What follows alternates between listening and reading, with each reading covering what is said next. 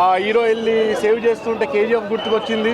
Ending ఇద్దరు హీరోలు కలిసి ఫైట్ చేస్తుంటే RRR గుర్తుకొచ్చింది. It's not a comparison, but నాకు ఎందుకు అలా అనిపించింది. న్యాచురల్ స్టార్ కాస్త వైల్డ్ స్టార్ అయ్యాడు ఈ మూవీలో. బాగుంది. ఈ సినిమాకి అడివిశేష్ వచ్చి చాలా బూస్ట్ ఇచ్చినట్టు అనిపించింది. అదొకటి చాలా బూస్ట్ అనిపించింది. But end of the day ఒకటి చెప్తాను భయ్య, ఎన్ని థ్రిల్లర్ సబ్జెక్ట్ వచ్చినా అడివిశేష్ అనేటోడే సరౌండర్ చేయగలుగుతాడు థియేటర్ని, అంటే కూర్చోబెట్టగలుగుతాడు. అడివిశేష్ లాంటి వల్ల ఎవరి వల్ల కాదు అని చెప్పండి, ఎవరిది వాళ్ళకు ఉంటుంది. బట్ అడివిశేషి గారు మాత్రం థ్రిల్లర్ సబ్జెక్ట్లో అతను చేసినట్టు ఇంకెవ్వరు చేయరు. అతను చాలా సరౌండర్ చేసి కూర్చోబెట్టేస్తారు థియేటర్ని. నాకు ఎందుకో దీనిలో థ్రిల్లర్ కన్నా ఎక్కువ హీరో గారితో ట్రావెల్ అయింది అనిపించింది. బట్ అదే థ్రిల్లర్ సబ్జెక్టు అడివిశేషి గారు చేస్తే మాత్రం ఇలా ఉండదు. బట్ ఇది ఇట్ ఫ్రాంచైజ్లా కాకుండా మీరు ఒక నార్మల్ మూవీకి వచ్చినట్టు ఉంటుంది. ఇది చాలా డిఫరెంట్ అండి. అంటే నాని కెరీర్లో బిగ్గెస్ట్ మాస్ మూవీ ఇది, మీకు ఎలా అనిపించింది? మాస్ ఉంది, బిగ్గెస్ట్ మాస్ మూవీ అని చెప్పాను.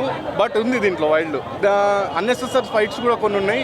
బట్ క్లైమాక్స్ అనేది చాలా బూస్ట్. ఈ సినిమాకి అడివిశేషి గారు ఏంటి అనేది